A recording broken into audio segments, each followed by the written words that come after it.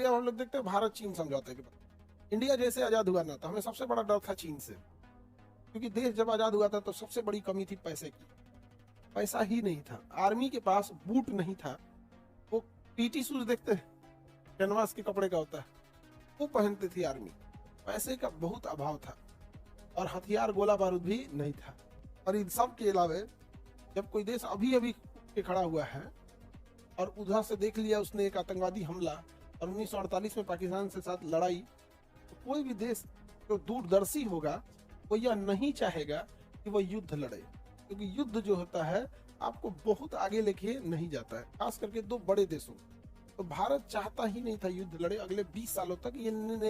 ये नीति गलत नहीं थी, लेकिन चाइना को एक बात पता था, अभी युद्ध कर लेंगे, अभी भारत को रोक सकते हैं, आने वाले समय में भारत नहीं रुकेगा। तो जवाहरलाल नेहरू और चाइना के बीच समझौता जवाहरलाल नेहरू ने जानबूझ के की।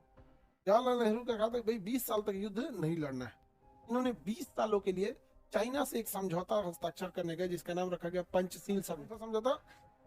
पंचशील समझौते में 5 बातें थी, लेकिन जो सबसे मेन बात थी वो यह थी कि हम एक दूसरे के साथ युद्ध नहीं करेंगे, हम एक दूसरे के साथ युद्ध नहीं करेंगे।